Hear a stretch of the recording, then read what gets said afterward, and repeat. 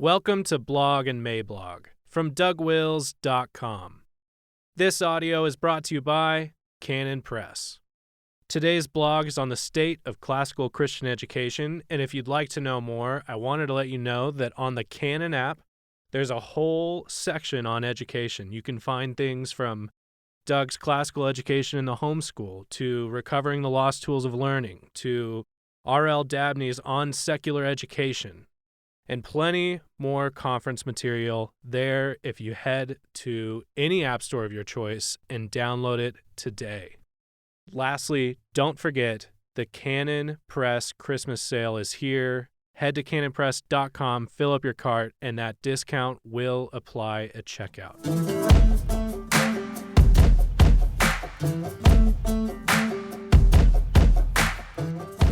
The Coming Classical Christian Downgrade, November 27, 2020. Introduction.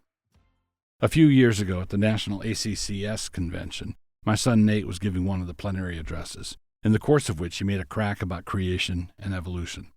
The response that remark got, enthusiasm on the one hand and blech on the other, not to mention the resultant crackle in the room, told me a lot about one of our great challenges in the classical Christian school movement.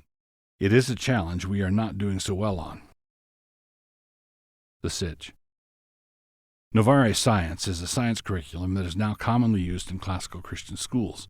Published by Classical Academic Press, it is also carried by both Veritas Press and Memoria Press. That is a good chunk of the classical Christian publishing world right there.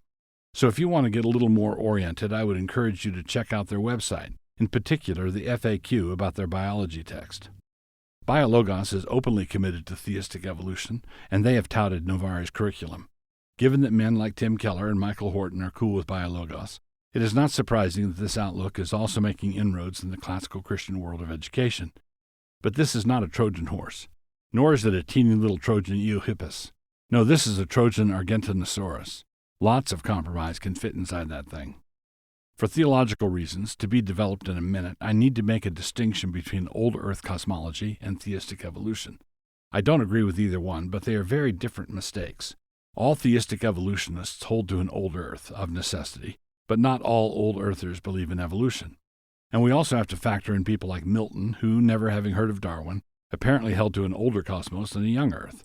Church history has contained more than a few odd views on this general topic, but enough about Augustine.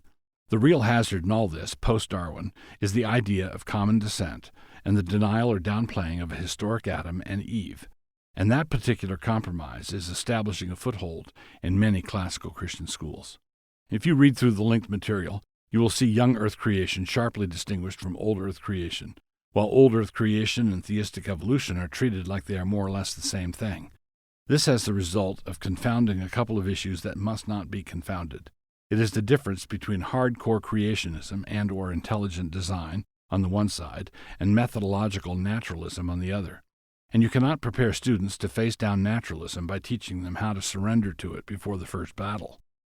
I care a lot less about how old a particular asteroid might be than I do about whether Adam and Eve had great-grandparents who were also great primates. Of course, because the authority of Scripture is at stake with both questions, I do care about both. But the former error is simply an error, while the latter error is a disaster on stilts. We cannot lose the first Adam without losing the last Adam, along with the gospel and our salvation and the meaning of life. It is not a trifle. Papering over what can't be papered over. Jeffrey Mays, on the team at Classical Academic Press, seems to offer a safe academic space in which these tough questions can be asked and addressed. He laments the tendency to demonize those who differ with us on this issue. Classical Academic Press doesn't take a stand on evolution, one way or the other, which is, of course, just a subtle way of taking a surreptitious stand. But the olive branch does look inviting. Jeffrey Mays says this: in many cases, they are taught from an early age to suspect the opposing side of treachery, irrationality, and impiety.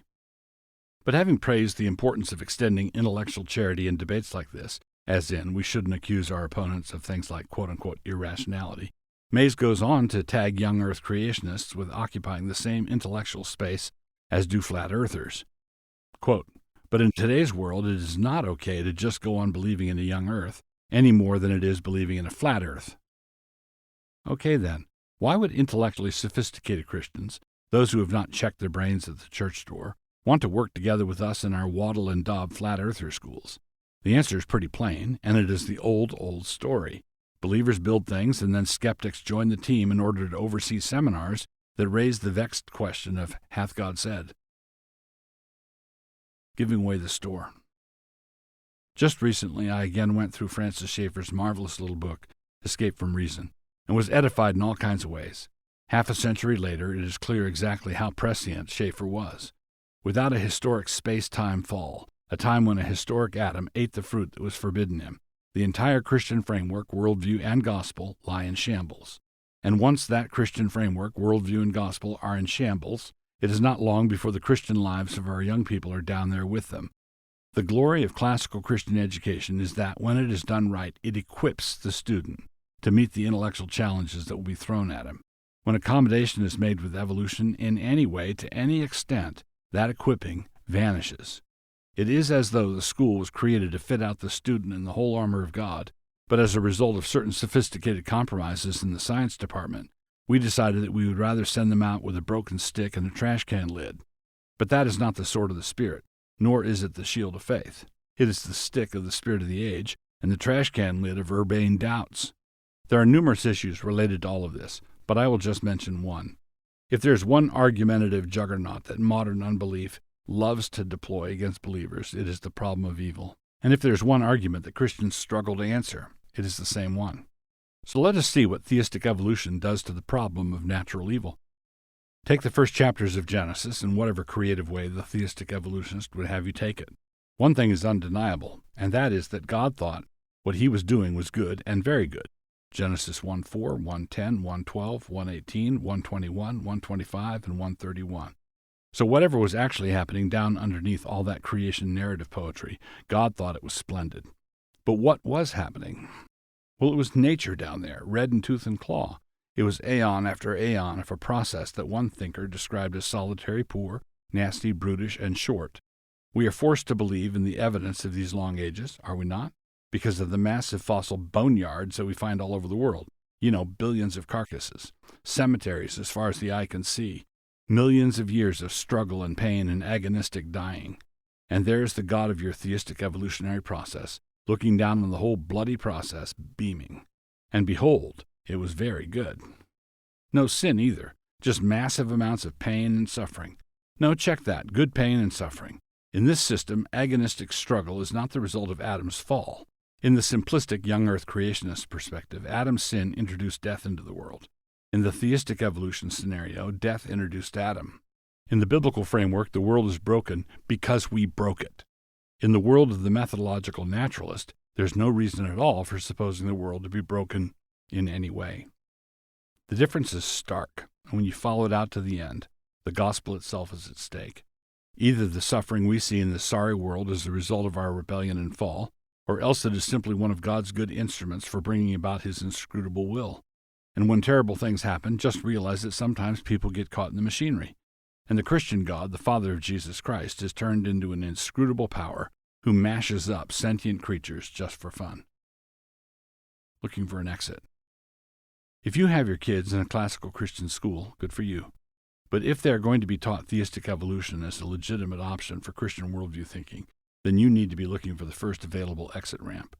The issue is not who you will fellowship with. The issue is not whether you will come to the Lord's table with someone who thinks this way. Of course you should. The issue is whether you should hire that guy to teach your children how to think like a Christian. And on that subject, he is manifestly unqualified. And of course, you should not just walk away from an otherwise good school, but you must raise the question about the science curriculum and raise it wherever the decisions are made. It might be with the administrator, or it might be a curriculum committee, or it might be the board. But raise the question you must. If you raise the question and your concerns are heard and acted on, then well and good. But if they are dismissed, or somebody pats your poor little fundamentalist head, or you were patronized in some other way, then the battle is already lost.